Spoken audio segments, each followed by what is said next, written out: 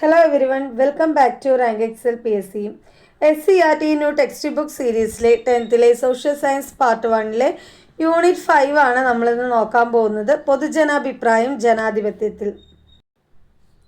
നമുക്ക് ചാപ്റ്ററിലോട്ട് കടക്കാം.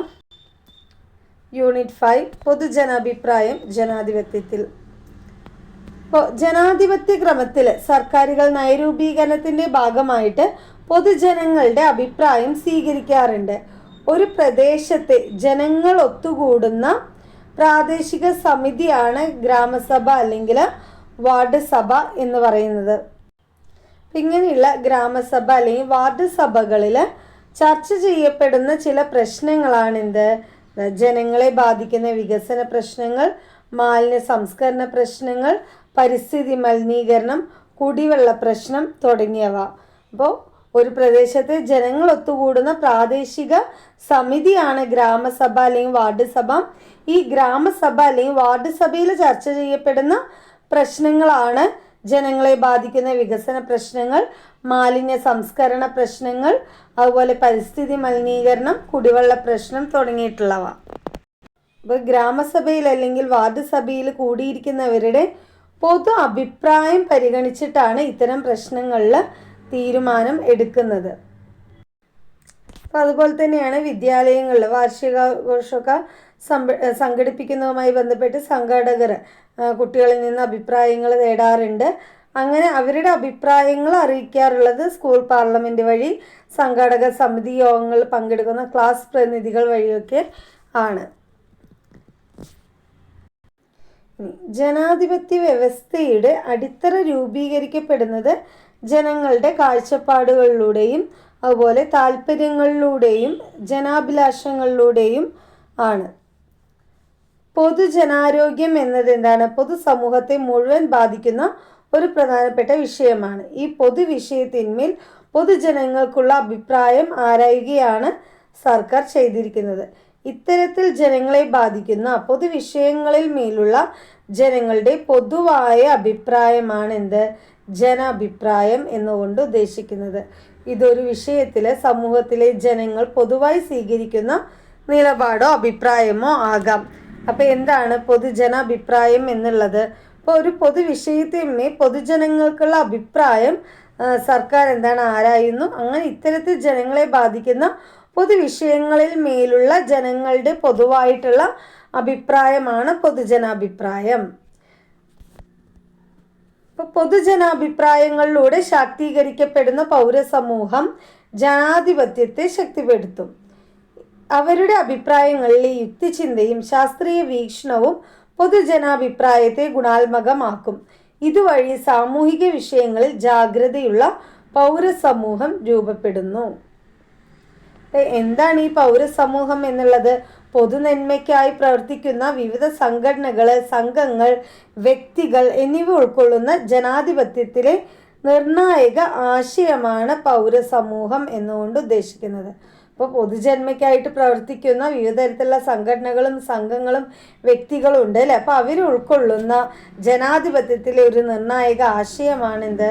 പൗരസമൂഹം എന്നുള്ളത്. സ്വയം സന്നദ്ധതയോടെ സർക്കാർ നിയന്ത്രണങ്ങളോ ലാഭേച്ഛയോ കൂടാതെ വൈവിധ്യമാർന്ന താല്പര്യങ്ങളോടും കാഴ്ചപ്പാടുകളോടും കൂടി പ്രവർത്തിക്കുന്നവരാണ് പൗരസമൂഹത്തിൽ ഉൾപ്പെടുന്നത്. ഇനി അടുത്തത് പറയുന്നത് പൊതുജനാഭിപ്രായത്തിൻ്റെ സവിശേഷതകൾ എന്തൊക്കെയാണ്? സാമൂഹിക ജീവിതത്തിലും ഭരണതലത്തിലും രാഷ്ട്രീയ തലത്തിലുമെല്ലാം പൊതുജനാഭിപ്രായത്തിൻ്റെ സ്വാധീനം വളരെ വലുതാണ്. സമൂഹത്തിലെ ചില പ്രശ്നങ്ങൾ ഉത്തരവാദിത്തമുള്ള പൗരർ സമൂഹത്തിൻ്റെ ശ്രദ്ധയിൽപ്പെടുത്തുമ്പോഴാണ് എന്ത്? പൊതുജനാഭിപ്രായം രൂപം കൊള്ളുന്നത്. പൊതുജനാഭിപ്രായം സർക്കാരിനുമേൽ ജനകീയ നിയന്ത്രണത്തിനുള്ള ഫലപ്രദമായൊരു മാർഗമാണ്. ജനാധിപത്യത്തെ ശാക്തീകരിക്കുന്ന സംവാദങ്ങളെ പൊതുജനാഭിപ്രായം പ്രോത്സാഹിപ്പിക്കുന്നു. ജനാധിപത്യത്തിൻ്റെ അടിസ്ഥാന ഘടകങ്ങളിലൊന്നായിട്ട് പൊതുജനാഭിപ്രായത്തെ പരിഗണിക്കുന്നു. ഇനി ഈ പൊതുജനാഭിപ്രായത്തിൻ്റെ സവിശേഷതകളാണ് പറയുന്നത്. അപ്പോൾ സാമൂഹിക ജീവിതത്തിലും ഭരണതലത്തിലും രാഷ്ട്രീയ തലത്തിലൊക്കെ പൊതുജനാഭിപ്രായത്തിൻ്റെ സ്വാധീനം വളരെ വലുതാണ്. അപ്പോൾ സമൂഹത്തിലെ ചില പ്രശ്നങ്ങൾ ഉത്തരവാദിത്തമുള്ള പൗരർ സമൂഹത്തിൻ്റെ ശ്രദ്ധയിൽപ്പെടുത്തുമ്പോഴാണ് അവിടെ പൊതുജനാഭിപ്രായം രൂപം കൊള്ളുന്നത്. അങ്ങനെ പൊതുജനാഭിപ്രായം സർക്കാരിനുമേൽ ജനകീയ നിയന്ത്രണത്തിനുള്ള ഫലപ്രദമായിട്ടുള്ള ഒരു മാർഗമാണ്. ജനാധിപത്യത്തെ ശാക്തീകരിക്കുന്ന സംവാദങ്ങളെ പൊതുജനാഭിപ്രായം പ്രോത്സാഹിപ്പിക്കുന്നു. ജനാധിപത്യത്തിൻ്റെ അടിസ്ഥാന ഘടകങ്ങളിൽ ഒന്നായിട്ടും പൊതുജനാഭിപ്രായത്തെ പരിഗണിക്കുന്നുണ്ട്.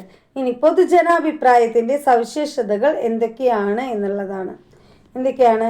പൊതുജനാഭിപ്രായം വൈവിധ്യമാർന്ന അഭിപ്രായങ്ങളെ പ്രതിഫലിപ്പിക്കുന്നു. പലതരത്തിലുള്ള അഭിപ്രായങ്ങൾ ഉണ്ടാവില്ലേ? ഇപ്പോൾ സമൂഹത്തിലുള്ള ഓരോരുത്തരുടെ അടുത്തും ഇവിടെ നമ്മൾ അഭിപ്രായം ചോദിക്കുമ്പോൾ പല വിധത്തിലുള്ള അഭിപ്രായങ്ങളാണ് നമുക്ക് കിട്ടുക. അതാണ് പൊതുജനാഭിപ്രായം വൈവിധ്യമാർന്ന അഭിപ്രായങ്ങളെ പ്രതിഫലിപ്പിക്കുന്നു. പൊതുജനാഭിപ്രായം എന്നത് എന്താണ്? ഭൂരിപക്ഷം ആളുകളുടെയും കാഴ്ചപ്പാടുകളോ അഭിപ്രായങ്ങളോ ആകണമെന്നില്ല, എന്നാൽ അതൊരു വിഷയത്തിന്മേലുള്ള പൊതുസമ്മതം ഉണ്ടാക്കുന്നു. സാഹചര്യങ്ങൾക്കും സമയത്തിനും പുതിയ അറിവുകൾക്കും അനുസരിച്ച് പൊതുജനാഭിപ്രായം മാറാവുന്നതാണ്. പൊതുജനാഭിപ്രായം എല്ലായ്പ്പോഴും രാഷ്ട്രീയ കാര്യങ്ങളുമായി മാത്രമല്ല സാമൂഹിക, സാമ്പത്തിക, സാംസ്കാരിക കാര്യങ്ങളുമായി ബന്ധപ്പെട്ട് രൂപപ്പെടാറുണ്ട്. പൊതുജനാഭിപ്രായ പ്രകടനത്തിന് നിശ്ചിത ഭൂപ്രദേശം എന്ന പരിധി നിശ്ചയിക്കപ്പെട്ടിട്ടില്ല. ആർക്കും ഏത് പ്രദേശത്ത് നിന്നും അവരുടെ അഭിപ്രായം പ്രകടിപ്പിക്കാവുന്നതാണ്. പൊതുജനാഭിപ്രായം ജനാധിപത്യപരമായ ആശയവിനിമയം ഉറപ്പാക്കുന്നു. ഇത്രയാണ് പൊതുജനാഭിപ്രായത്തിൻ്റെ സവിശേഷതകൾ. പൊതുവായ ഒരു പ്രശ്നത്തിന്മേലുള്ള ആളുകളുടെ അഭിപ്രായമാണ് എന്ത്? പൊതുജനാഭിപ്രായം അല്ലേ? ഇപ്പോൾ വ്യക്തികളുടെ സാമൂഹിക സാംസ്കാരിക പശ്ചാത്തലം, മനോഭാവം, വിശ്വാസങ്ങൾ, മുൻധാരണകൾ, നേതൃത്വ പാടവം, വിദ്യാഭ്യാസം ഇതെല്ലാം എന്താണ്? പൊതുജനാഭിപ്രായത്തെ സ്വാധീനിക്കുന്ന ഘടകങ്ങളാണ്. ഇപ്പോൾ പൊതുജനാഭിപ്രായത്തെ സ്വാധീനിക്കുന്ന ഘടകങ്ങൾ ഏതെല്ലാം വരും? വ്യക്തികളുടെ സാമൂഹിക സാംസ്കാരിക പശ്ചാത്തലം വരും, മനോഭാവം വരും, വിശ്വാസങ്ങൾ, മുൻധാരണകൾ, നേതൃത്വ പാടവം, വിദ്യാഭ്യാസം തുടങ്ങിയവയെല്ലാം പൊതുജനാഭിപ്രായത്തെ സ്വാധീനിക്കുന്ന ഘടകങ്ങളാണ്. പൊതുജനാഭിപ്രായം രൂപപ്പെടുത്തുന്ന ഏജൻസികൾ ഒക്കെയാണ്. പൊതുജനാഭിപ്രായ രൂപീകരണം എന്നത് എന്താണ്? യാന്ത്രികമായതോ കൃത്യതയുള്ളതോ സമയബന്ധിതമായതോ ആയൊരു പ്രക്രിയയല്ല. എപ്പോഴാണോ ഒരു പൊതുപ്രശ്ന സമൂഹത്തിൽ ഉയർന്നു വരുന്നത് അപ്പോഴെല്ലാം സമൂഹത്തിലെ വിവിധ വിഭാഗങ്ങൾ അവരുടെ അഭിപ്രായങ്ങളും കാഴ്ചപ്പാടുകളും പ്രകടിപ്പിക്കുന്നു. ഈ പ്രക്രിയയിൽ ചില അഭിപ്രായങ്ങൾക്ക് വലിയ സ്വീകാര്യത ലഭിക്കുകയും അതൊരു പൊതു അഭിപ്രായമായി ഉയർന്നു വരികയും ചെയ്യുന്നു. ഇങ്ങനെ ഔപചാരികവും അനൗപചാരികവുമായ പ്രക്രിയകളിലൂടെയാണ് പൊതുജനാഭിപ്രായം രൂപപ്പെട്ടു വരുന്നത്. ഇപ്പോൾ പൊതുജനാഭിപ്രായം വളർത്തുന്നതിലും അതിലൂടെ ജനാധിപത്യത്തെ ശാക്തീകരിക്കുന്നതിലും കുടുംബത്തിനും വിദ്യാഭ്യാസ സ്ഥാപനങ്ങൾക്കും പ്രധാന പങ്കുണ്ട്. കൂടാതെ സമപ്രായ സംഘങ്ങളും മാധ്യമങ്ങളും രാഷ്ട്രീയ പാർട്ടികളും സാമൂഹിക സ്ഥാപനങ്ങളും സംഘടനകളും അഭിപ്രായ വോട്ടെടുപ്പും കലയും സാഹിത്യവും എല്ലാം അവയുടേതായ ധർമ്മങ്ങൾ നിറവേറ്റുന്നു. ഇവയെല്ലാം പൊതുജനാഭിപ്രായം രൂപപ്പെടുത്തുന്ന വിവിധ ഏജൻസികളാണ്. അപ്പോൾ പൊതുജനാഭിപ്രായം രൂപപ്പെടുത്തുന്ന വിവിധ ഏജൻസികളാണ് ഏതൊക്കെ? കുടുംബം, വിദ്യാഭ്യാസ സ്ഥാപനങ്ങൾ, സമപ്രായ സംഘങ്ങൾ, മാധ്യമങ്ങൾ, രാഷ്ട്രീയ പാർട്ടികൾ, സാമൂഹിക സ്ഥാപനങ്ങൾ, അഭിപ്രായ വോട്ടെടുപ്പ്, കലയും സാഹിത്യവും ഇതെല്ലാം എന്താണ്? പൊതുജനാഭിപ്രായം രൂപപ്പെടുത്തുന്ന വിവിധ ഏജൻസികളാണ്. ഇനി നമ്മളിതിലെ ഓരോന്നുമാണ് ഡീറ്റെയിൽ ആയിട്ട് നോക്കാൻ പോകുന്നത്. ഫസ്റ്റ് വൺ, കുടുംബം. എങ്ങനെയാണ് കുടുംബം ഒരു വ്യക്തിയുടെ അല്ലെങ്കിൽ ഓരോ വ്യക്തികളെയും അവിടെ രൂപപ്പെടുത്തുന്നത് എന്നുള്ളതാണ്. അപ്പോൾ ഇവിടെ ഒരു സംഭാഷണം കൊടുത്തിട്ടുണ്ട്. ജസ്റ്റ് വലിയ പ്രാധാന്യമില്ലെങ്കിലും നമുക്ക് ഈ ഒരു ഘടകത്തെക്കുറിച്ച് അല്ലെങ്കിൽ കുടുംബം, ഫാമിലി എന്നുള്ള ഈ ഒരു ഘടകത്തെക്കുറിച്ച് നമുക്ക് ഇതിൽ പറയുന്ന പോയിൻറ്റ്സ് ഓർത്ത് വെക്കാനായിട്ട് ഹെൽപ്പ് ചെയ്യും. ചൂട് കൂടി വരികയാണല്ലോ. ആഗോളതാപനത്തെക്കുറിച്ച് പത്രവാർത്തയുണ്ടായിരുന്നു. ചൂട് കുറയ്ക്കാനായി നമുക്കെന്ത് ചെയ്യാൻ കഴിയും? വൃക്ഷത്തൈകൾ നട്ടുപിടിപ്പിച്ചും മാലിന്യങ്ങൾ കത്തിക്കാതെ ശാസ്ത്രീയമായ രീതിയിൽ സംസ്കരിച്ചും നമുക്ക് ചൂടിൻ്റെ തീവ്രത കുറയ്ക്കാം. അങ്ങനെ ഭൂമിയെ സംരക്ഷിക്കാം. അപ്പോൾ ഇവിടെ എന്താണ്? ഇവിടെ അച്ഛൻ്റെ ഭാഗത്ത് നിന്നും ഒരു ഇത് വരികയാണ് അല്ലേ, ചൂട് കൂടി വരികയാണ് എന്നുള്ളത്. അപ്പോൾ അവിടെ മോള് പറയുന്നുണ്ട് ആഗോളതാപനത്തെക്കുറിച്ച് പത്രവാർത്തയുണ്ടായിരുന്നു എന്നുള്ളത്. അപ്പോൾ മോനാണ് പറയുന്നത് ചൂട് കുറയ്ക്കാനായിട്ട് നമുക്ക് എന്ത് ചെയ്യാൻ കഴിയും. അപ്പോൾ അവിടെ അമ്മ ഒരു സൊല്യൂഷൻ പറയുകയാണ്. അങ്ങനെ ഒരു കുടുംബം അല്ലേ ഒരുമിച്ചിരുന്നുള്ള ഒരു ചർച്ചയാണ്. ഇപ്പോൾ രക്ഷിതാക്കളുമായിട്ട് കുട്ടികളുടെ ഒരു ചർച്ചയാണ് നമുക്കിവിടെ കാണാനായിട്ട് സാധിക്കുന്നത്. അപ്പോൾ ഒരു കുട്ടിയുടെ സാമൂഹീകരണ പ്രക്രിയ ആരംഭിക്കുന്നത് എവിടെ നിന്നാണ്? കുടുംബത്തിൽ നിന്നാണ്. അപ്പോൾ ഇവിടെ ഒരു കുട്ടിയുടെ സാമൂഹികീകരണ പ്രക്രിയ ആരംഭിക്കുന്നത് എവിടെ നിന്നാണ്? കുടുംബത്തിൽ നിന്നാണ്. സാമൂഹികീകരണ പ്രക്രിയ ആരംഭിക്കുന്നത് കുടുംബത്തിൽ നിന്നാണ്. കുടുംബങ്ങളുടെ പരമ്പരാഗതമായിട്ടുള്ള വിശ്വാസങ്ങൾ, അതുപോലെ തന്നെ ധാരണകൾ തുടങ്ങിയവ കുട്ടിയുടെ അഭിപ്രായ രൂപീകരണത്തെ സ്വാധീനിക്കുന്നുണ്ട്. കുടുംബത്തിൽ നടക്കുന്ന ചർച്ചകളിലും സംഭാഷണങ്ങളിലും കുട്ടി പങ്കാളിയോ സാക്ഷിയോ ആണ്. ഇതിൽ രാഷ്ട്രീയം, വിശ്വാസം, മതം, സാഹിത്യം ഇതെല്ലാം വിഷയമാവാറുണ്ട് അല്ലേ? അപ്പോൾ ഇത്തരത്തിൽ വിവിധങ്ങളായിട്ടുള്ള വിഷയങ്ങളിലുള്ള കുട്ടിയുടെ അഭിപ്രായ രൂപീകരണത്തിൽ പ്രഥമ സ്വാധീനം എന്താണ്? കുടുംബം എന്ന സാമൂഹ്യ സ്ഥാപനത്തിനാണ്. അടുത്തതാണ് വിദ്യാഭ്യാസ സ്ഥാപനങ്ങൾ. ഇവിടെയും അധ്യാപികയും വിദ്യാർത്ഥികളും തമ്മിലുള്ള ഒരു സംഭാഷണം തന്നിട്ടുണ്ട്. അധ്യാപിക പറയുന്നതാണ്, മക്കളെ, നിങ്ങളുടെ പ്രദേശത്ത് കുടിവെള്ളക്ഷാമം അനുഭവപ്പെടാറുണ്ടോ? അപ്പോൾ ഇവിടെ ഓരോ കുട്ടികളും പറയുന്ന അഭിപ്രായങ്ങളാണ്. വേനൽക്കാലത്ത് അനുഭവപ്പെടാറുണ്ട് ടീച്ചർ. മഴവെള്ളം സംഭരിക്കുന്നത് ഇതിനൊരു പരിഹാരമാവില്ലേ? അങ്ങനെയെങ്കിൽ മഴവെള്ള സംഭരണവുമായി ബന്ധപ്പെട്ട് സ്കൂളിൽ നമുക്കൊരു സെമിനാർ സംഘടിപ്പിച്ചാലോ ടീച്ചർ? അപ്പോൾ ഇവിടെ എന്താണ്? കുട്ടിയുടെ അറിവ് രൂപപ്പെടുത്തുന്നതിലും വികസിപ്പിക്കുന്നതിലും എന്താണ്?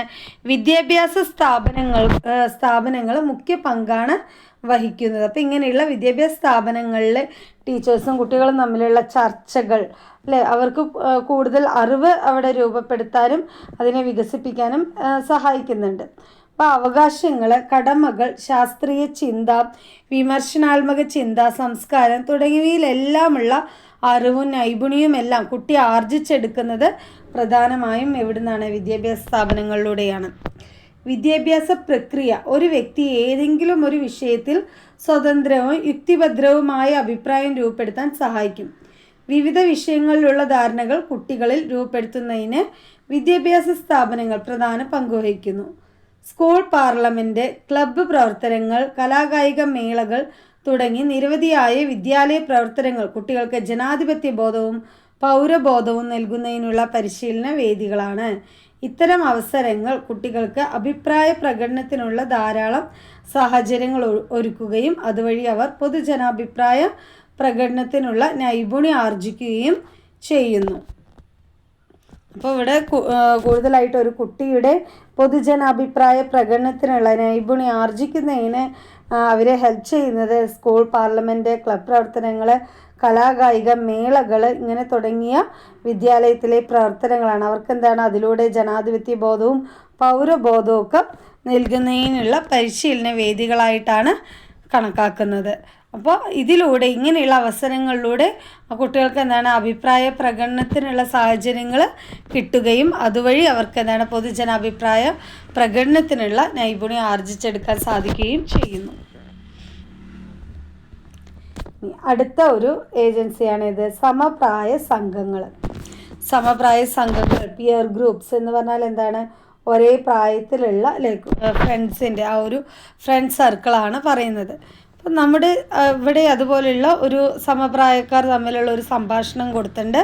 അപ്പോൾ ജസ്റ്റ് ഇത് ശ്രദ്ധിക്കാം. അപ്പോൾ നമുക്ക് ഈ ഒരു സംഭാഷണവുമായിട്ട് കണക്ട് ചെയ്തുകൊണ്ട് ഇതിലെ പോയിൻറ്റ്സ് നമുക്ക് ഓർത്ത് വയ്ക്കാനായിട്ട് സാധിക്കും. നമ്മുടെ സ്കൂൾ ചുറ്റുമതിലിനടുത്തുള്ള മാലിന്യ കൂമ്പാരം നിങ്ങൾ കണ്ടില്ലേ? ഞങ്ങളും ശ്രദ്ധിച്ചു. ആരാണാവോ ഇതിന് പിന്നിൽ? ഇത്തരത്തിലുള്ള മാലിന്യ പ്രശ്നങ്ങൾക്കെതിരെ നമുക്ക് എന്തൊക്കെ ചെയ്യാൻ കഴിയും? അസംബ്ലിയിൽ നമുക്കൊരു റോൾ പ്ലേ അവതരിപ്പിച്ചാലോ?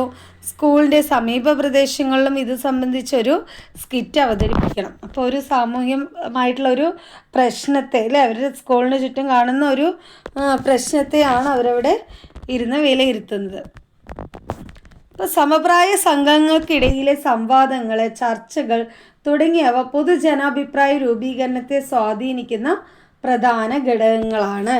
ഇപ്പോൾ വ്യക്തിത്വം, മനോഭാവം, രൂപമാറ്റം തുടങ്ങിയവയിൽ സമപ്രായ സംഘങ്ങളിലെ അംഗങ്ങൾ ഏതാണ്ട് പൊതു സ്വഭാവം പുലർത്തുന്നു. വ്യക്തിപരമായ അനുഭവങ്ങൾ, സാമൂഹിക സ്വാധീനം എന്നിവയിലെല്ലാം ഇവർ ചില പൊതുവായ സവിശേഷതകൾ പങ്കുവയ്ക്കുന്നുമുണ്ട്. സർക്കാർ നയങ്ങളോടുള്ള സമീപനം, വിവിധ വിഷയങ്ങളിൽ പുലർത്തുന്ന മനോഭാവം, രാഷ്ട്രീയ പാർട്ടികളോടുള്ള സമീപനം എന്നിവയിലെല്ലാം സമപ്രായ സംഘങ്ങളിലെ അംഗങ്ങൾക്ക് പരസ്പരം സ്വാധീനിക്കാൻ കഴിയും. ആ നിലയ്ക്ക് പൊതു അഭിപ്രായങ്ങൾ ഉയർത്തിക്കൊണ്ടുവരാനും നിലവിലുള്ളവയെ തിരുത്താനും ശരിയായ അഭിപ്രായങ്ങളിലേക്ക് എത്താനും സമപ്രായ സംഘങ്ങളിലെ ചർച്ചകൾ സഹായകമാണ്. ഇങ്ങനെ സമപ്രായ സംഘങ്ങളിലെ സംവാദങ്ങളും ചർച്ചകളും പൊതുജനാഭിപ്രായ രൂപീകരണത്തിലേക്ക് നയിക്കുന്നു. എന്താണ് സമപ്രായ സംഘങ്ങൾ എന്ന് പറയുന്നത്? സമാനമായ പ്രായവും ഒരേ താല്പര്യങ്ങളും ലക്ഷ്യവുമുള്ള സംഘങ്ങളെയാണ് സമപ്രായ സംഘങ്ങൾ എന്ന് പറയുന്നത്. അപ്പോൾ സമപ്രായ സംഘങ്ങൾ അവരുടെ വിശ്വാസങ്ങൾ, മൂല്യങ്ങൾ, ആശയങ്ങൾ എന്നിവയിലെല്ലാം സമാനത പുലർത്താറുണ്ട്. അടുത്തതാണ് മാധ്യമങ്ങൾ. പൊതുജനാഭിപ്രായം രൂപീകരിക്കുന്നതിൽ സുപ്രധാനമായ പങ്കാണെന്ത്? മാധ്യമങ്ങൾക്കുള്ളത്. അച്ചടി മാധ്യമങ്ങളിലൂടെയും റേഡിയോ, ടെലിവിഷൻ തുടങ്ങിയ പരമ്പരാഗത മാധ്യമങ്ങളിലൂടെയും ഡിജിറ്റൽ മീഡിയ, സാമൂഹിക മാധ്യമങ്ങൾ തുടങ്ങിയ നവമാധ്യമങ്ങളിലൂടെയും ലഭ്യമാകുന്ന വാർത്തകളും ചർച്ചകളും പരസ്യ പരിപാടികളും ജനങ്ങളിൽ വലിയ സ്വാധീനം ചെലുത്തുന്നുണ്ട്. ഒരു വിഷയം പൊതുജന ശ്രദ്ധയിൽ കൊണ്ടുവരുന്നതിനും അതിൽ പൊതുജനാഭിപ്രായം രൂപീകരിക്കുന്നതിനും മാധ്യമങ്ങൾക്ക് കഴിയുന്നു.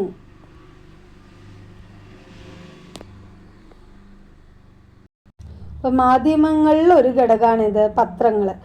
എല്ലാ സാമൂഹിക രാഷ്ട്രീയ സംഭവങ്ങളെയും പൊതുജനങ്ങൾക്ക് മുന്നിൽ എത്തിക്കുന്നതിൽ പ്രധാന പങ്കാണിത് പത്രങ്ങൾക്കുള്ളത്.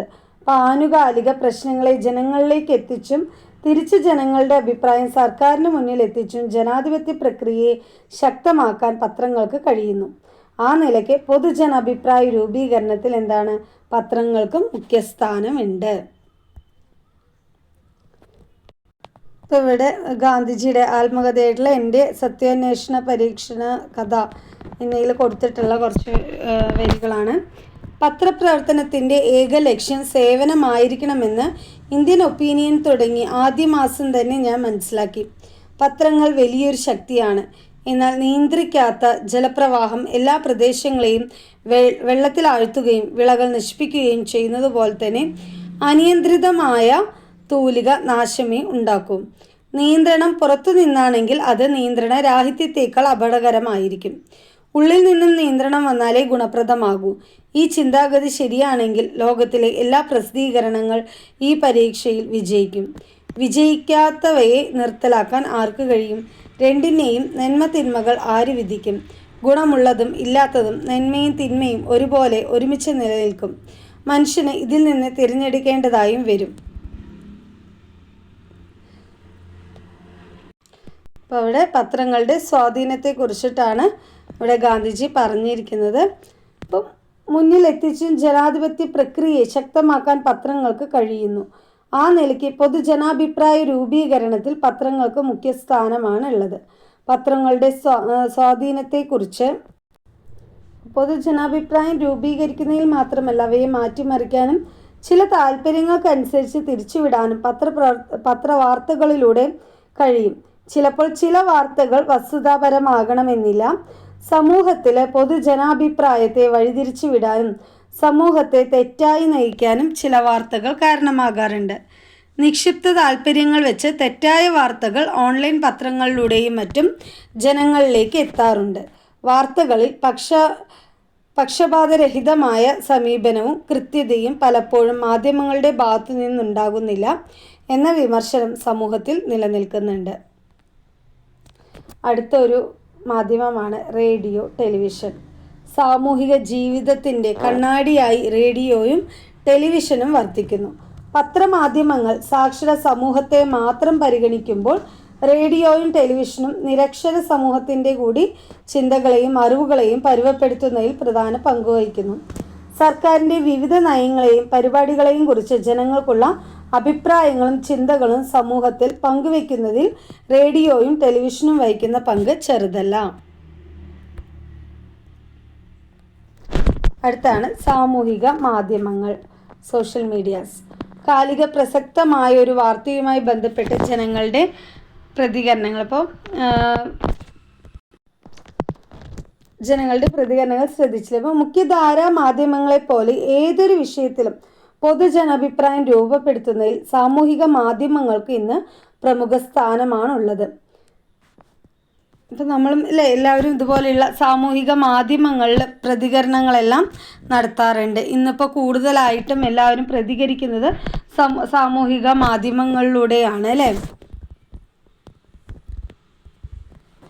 സാമൂഹിക മാധ്യമങ്ങളിലൂടെ പ്രചരിക്കപ്പെട്ട ഒരു വ്യാജ വാർത്തയും ആ വാർത്തയുടെ യഥാർത്ഥ വസ്തുതകൾ ഉൾപ്പെടുത്തിയുള്ള കളക്ടറുടെ വിശദീകരണം ഉൾക്കൊള്ളുന്ന വാർത്താക്കുറിപ്പാണ് മുകളിൽ നൽകിയിരിക്കുന്നത്. ഞാൻ ആ ഒരു ഭാഗം ഇതിൽ ആഡ് ചെയ്തിട്ടുണ്ടായിരുന്നില്ല.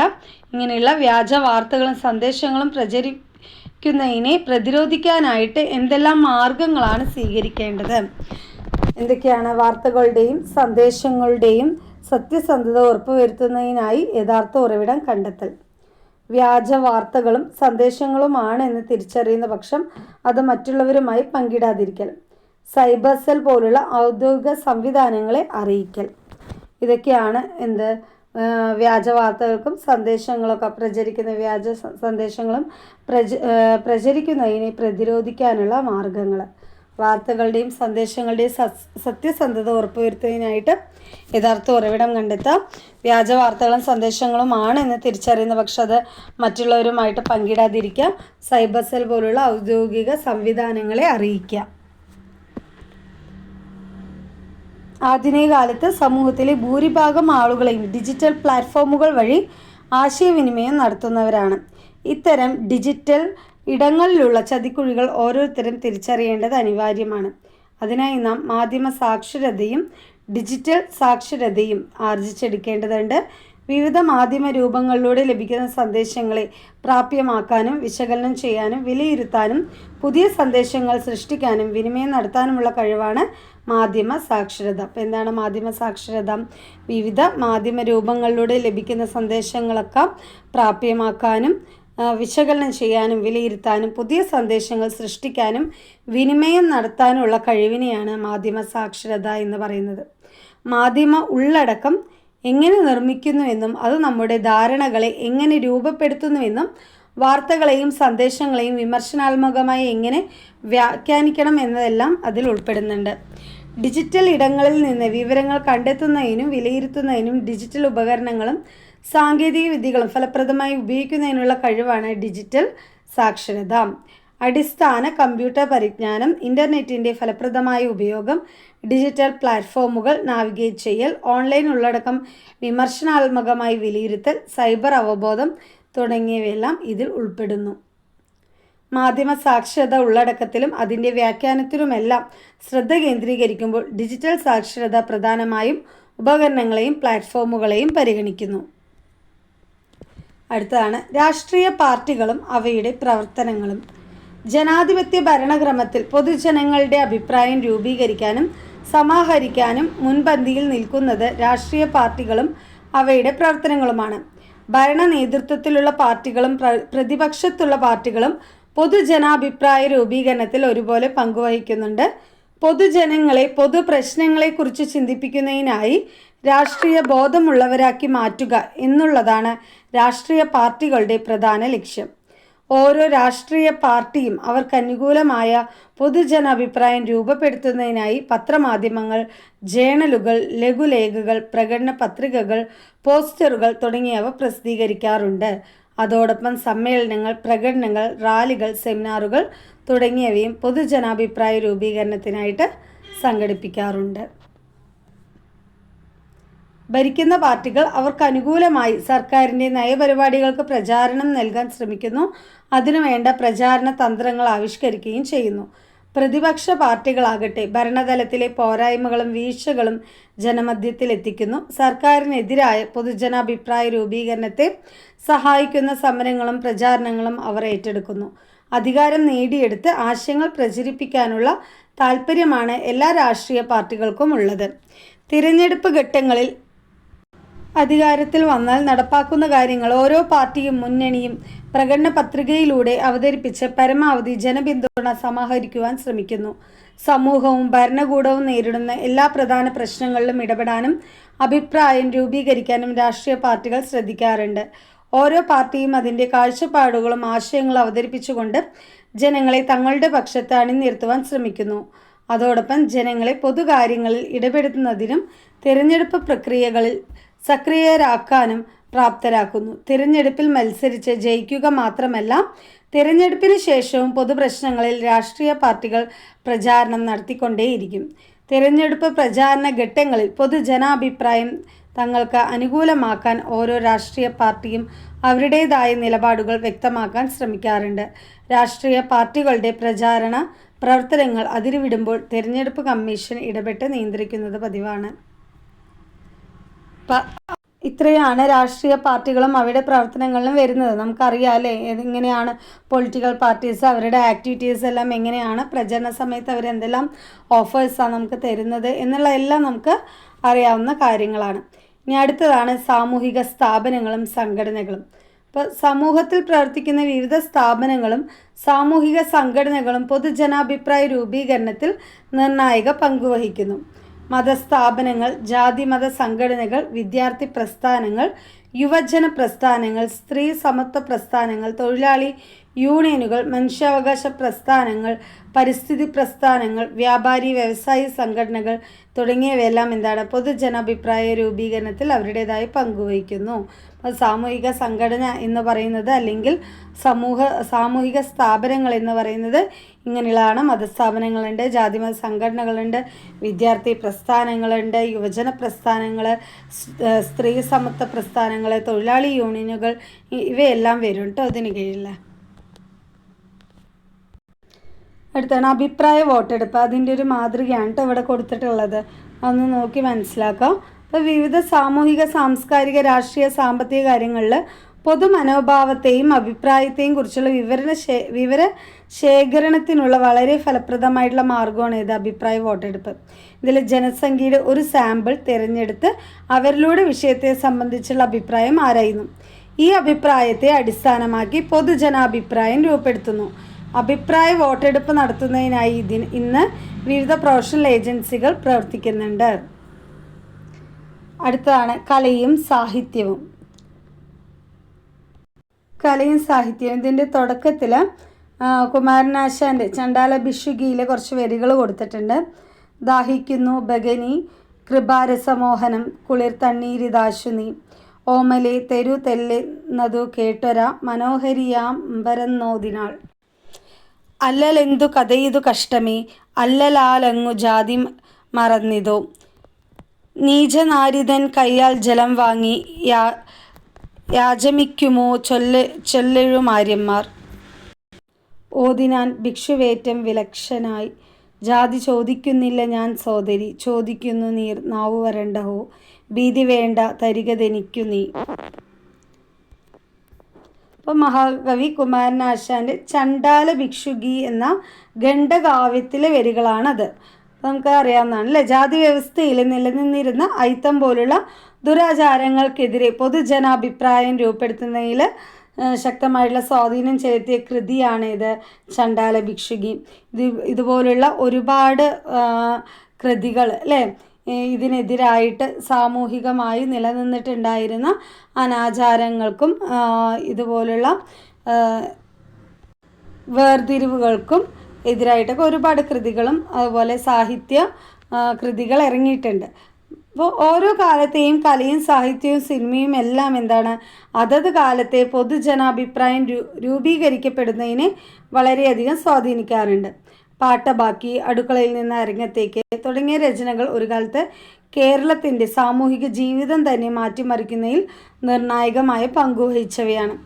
ഇന്ത്യൻ സ്വാതന്ത്ര്യ സമരത്തിന് പ്രചോദനം നൽകിയ രവീന്ദ്രനാഥ് ടാഗോറിൻ്റെയും സുബ്രഹ്മണ്യ ഭാരതിയുടെയും വള്ളത്തോൾ നാരായണ മേനോൻ്റെയും സാഹിത്യരചനകൾ പൊതുജനാഭിപ്രായ രൂപീകരണ പ്രക്രിയയിൽ പ്രധാന പങ്കുവഹിച്ചിട്ടുള്ളവയാണ്. പൊതുജനാഭിപ്രായ രൂപീകരണത്തിന് വിഘാതമാകുന്ന ഘടകങ്ങൾ എന്തൊക്കെയാണ് എന്നുള്ളതാണ് ഇനി നോക്കുന്നത്. ഇപ്പോൾ പൊതുജനാഭിപ്രായം ശക്തമാകുന്നിടത്ത് ജനാധിപത്യം ശക്തിപ്പെടും. ജനാധിപത്യത്തിൻ്റെ പരിമിതികളെ ശക്തമായ പൊതുജനാഭിപ്രായം കൊണ്ട് തിരുത്തുവാനും ശരിയായ ദിശയിലേക്ക് നയിക്കുവാനും സാധിക്കും. എന്നാൽ സമൂഹത്തിൽ പൊതുജനാഭിപ്രായം രൂപപ്പെടുന്നതിന് തടസ്സമായി നിൽക്കുന്ന ചില ഘടകങ്ങളുണ്ട്. എന്തൊക്കെയാണവ? ഒന്ന്, നിരക്ഷരത. നിരക്ഷരരായ ജനങ്ങൾക്ക് പൊതുപ്രശ്നങ്ങളെക്കുറിച്ച് പരിമിതമായ അറിവുകൾ മാത്രമേ ഉണ്ടായിരിക്കുകയുള്ളൂ. അവർക്ക് യുക്തിപരമായ അഭിപ്രായങ്ങൾ രൂപീകരിക്കുന്നതിന് വേണ്ടത്ര ശേഷി ഉണ്ടായിരിക്കണമെന്നില്ല. അടുത്തത് ഡിജിറ്റൽ വിഭജനം. ഇൻ്റർനെറ്റ്, കമ്പ്യൂട്ടർ, സ്മാർട്ട് ഫോൺ തുടങ്ങിയ ആധുനിക വിവര സാങ്കേതിക വിദ്യയിലേക്കുള്ള പ്രാപ്യതയിലുണ്ടാകുന്ന വിടവാണെന്ത്? ഡിജിറ്റൽ വിഭജനം. ഇത് ഫലപ്രദമായ പൊതുജനാഭിപ്രായ രൂപീകരണത്തിന് തടസ്സമുണ്ടാകുന്നു. അടുത്തതാണ് ദാരിദ്ര്യം. ദാരിദ്ര്യം അനുഭവിക്കുന്ന വിഭാഗങ്ങൾ പലപ്പോഴും എന്താണ്? പൊതുകാര്യങ്ങളിൽ നിന്നും ഒറ്റപ്പെട്ട് നിൽക്കുന്നവരായിരിക്കും. അതുകൊണ്ട് തന്നെ പൊതുവിഷയങ്ങളെക്കുറിച്ചുള്ള അഭിപ്രായ രൂപീകരണത്തിൽ ഇവർക്ക് വേണ്ട രീതിയിൽ ഇടപെടാൻ സാധിക്കാറില്ല. അടുത്താണ് അനാരോഗ്യകരമായ രാഷ്ട്രീയ പ്രവർത്തനവും രാഷ്ട്രീയ പാർട്ടികളിലെ ജനാധിപത്യ രാഹിത്യവും. രാഷ്ട്രീയ പ്രവർത്തനങ്ങളിലെ പക്ഷപാതവും ജനങ്ങൾക്കിടയിലെ ധ്രുവീകരണ പ്രവർത്തനങ്ങളും പൊതുജനാഭിപ്രായ രൂപീകരണത്തിന് വിഘാതം സൃഷ്ടിക്കുന്ന ഘടകങ്ങളാണ്. തിരഞ്ഞെടുപ്പ് പ്രചാരണ രംഗത്തെ തെറ്റായ പ്രവണതകൾ. തിരഞ്ഞെടുപ്പ് സമയങ്ങളിൽ വോട്ടർമാരെ സ്വാധീനിക്കുന്നതിനായി നടക്കുന്ന അനാരോഗ്യകരമായ പ്രവണതകൾ യഥാർത്ഥ പൊതുജനാഭിപ്രായം പ്രതിഫലിക്കുന്നതിന് തടസ്സമാകാറുണ്ട്. അപ്പോൾ ഇവയ്ക്ക് പുറമെ അഴിമതിയും പ്രാദേശികവാദവും മറ്റ് സാമൂഹിക, സാമ്പത്തിക, സാംസ്കാരിക, വിഭാഗീയ താൽപ്പര്യങ്ങളും വ്യക്തിയാരാധനയുമെല്ലാം യഥാർത്ഥ പൊതുജനാഭിപ്രായത്തെ ഹനിക്കുന്ന ഘടകങ്ങളാണ്. ഇപ്പോൾ ഒരു രാജ്യത്തെ മുഴുവൻ ജനങ്ങൾക്കും തുല്യമായ പങ്കാളിത്തം ഉറപ്പുവരുത്തുന്ന രാഷ്ട്രീയ വ്യവസ്ഥിതിയാണെന്ത്? ജനാധിപത്യം എന്ന് പറയുന്നത്. ജനപങ്കാളിത്തം ഉറപ്പുവരുത്തുന്ന സംവിധാനം എന്ന നിലയ്ക്ക് ജനാധിപത്യ സർക്കാരുകൾ അതിൻ്റെ നയങ്ങളും പരിപാടികളും രൂപപ്പെടുത്തുന്നത് ജനങ്ങളുടെ അഭിപ്രായങ്ങൾ, താല്പര്യങ്ങൾ എന്നിവ പരിഗണിച്ചുകൊണ്ടാണ്. കൂടാതെ ജനാധിപത്യ സംവിധാനത്തിൽ നടക്കുന്ന തെരഞ്ഞെടുപ്പുകളെ മുഖ്യമായും സ്വാധീനിക്കുന്നതും ജനങ്ങളുടെ അഭിപ്രായങ്ങളാണ്. ജനാധിപത്യ സംവിധാനത്തിൽ പൗരസമൂഹം ഭരണാധികാരികളെ നിരന്തരമായ വിമർശനങ്ങളിലൂടെ ഉത്തരവാദിത്വമുള്ളവരാക്കി തീർക്കും. അധികാര പ്രയോഗങ്ങളെ ചോദ്യം ചെയ്യാനും നിയമവാഴ്ചയെ ക്രമപ്പെടുത്താനും പൊതുജനാഭിപ്രായം കൊണ്ട് സാധിക്കും. അങ്ങനെയൊരു സമൂഹത്തിൽ പൗരരുടെ അവകാശങ്ങളെയും കർത്തവ്യങ്ങളെയും കുറിച്ച് ജനങ്ങൾ തികച്ചും ബോധവാന്മാരായിരിക്കും. സ്വേച്ഛാധികാരവും ഏകാധിപത്യ പ്രവണതകളും പൊതുജനാഭിപ്രായം ശക്തിപ്പെട്ട സമൂഹത്തിൽ തടയപ്പെടുകയും പൗരരുടെ അവകാശങ്ങളും സ്വാതന്ത്ര്യവും സംരക്ഷിക്കപ്പെടുകയും ചെയ്യുന്നു. പൊതുജനാഭിപ്രായം ശക്തിപ്പെട്ട സമൂഹത്തിൽ ഓരോ വിഷയവും വിമർശനാത്മകമായി വിലയിരുത്തപ്പെടുകയും അത് രാഷ്ട്രീയ പാർട്ടികളെ ഉത്തരവാദിത്തമുള്ളവരാക്കി തീർക്കുകയും ചെയ്യുന്നു. ജനങ്ങളുടെ സഞ്ചിതമായ അഭിപ്രായം എന്ന നിലയ്ക്ക് പൊതുജനാഭിപ്രായം ജനാധിപത്യ സംവിധാനത്തിൽ മുഖ്യ പങ്കുവഹിക്കുന്നു. അപ്പോൾ നമ്മൾ ഈ ഒരു ചാപ്റ്ററിൽ എന്തൊക്കെയാണ് നോക്കിയത്? പൊതുജനാഭിപ്രായം എങ്ങനെയാണ് രൂപപ്പെടുന്നത്, അതിൽ പൊതുജനാഭിപ്രായം രൂപപ്പെടുന്നതിൽ സ്വാധീനിക്കുന്ന ഘടകങ്ങൾ ഏതൊക്കെയാണെന്നുള്ളതൊക്കെ നമ്മൾ നോക്കിയില്ലേ. അപ്പോൾ ഈ ഒരു ചാപ്റ്ററിൽ ഇത്രയും കാര്യങ്ങളാണ് പഠിക്കാനുള്ളത്. അപ്പോൾ നമ്മളുടെ ഈ ഒരൊറ്റ വീഡിയോയിലൂടെ തന്നെ ഈ ഒരു ചാപ്റ്റർ നമ്മൾ ഫിനിഷ് ചെയ്തിരിക്കുകയാണ്. ഇനി അടുത്ത ക്ലാസ്സിൽ ഈ ഒരു ചാപ്റ്ററുമായിട്ട് റിലേറ്റ് ചെയ്തിട്ടുള്ള മോക്ക് ടെസ്റ്റ് ആയിരിക്കും ഇടുന്നത്. അപ്പോൾ എല്ലാവരും ഈ ചാപ്റ്റർ നന്നായി പഠിച്ചിരിക്കുക. അതുപോലെ നിങ്ങൾക്ക് ക്ലാസ്സുകൾ ഇഷ്ടപ്പെട്ടാൽ ലൈക്ക് ചെയ്യാൻ മറക്കരുത്. അതുപോലെ നിങ്ങളുടെ അഭിപ്രായങ്ങൾ കമൻറ്റിലൂടെ രേഖപ്പെടുത്താം. ഈ ക്ലാസ് മറ്റുള്ളവർക്കും ഉപകാരപ്പെടുന്നതിനായിട്ട് ഷെയർ ചെയ്യാം. Okay, thank you.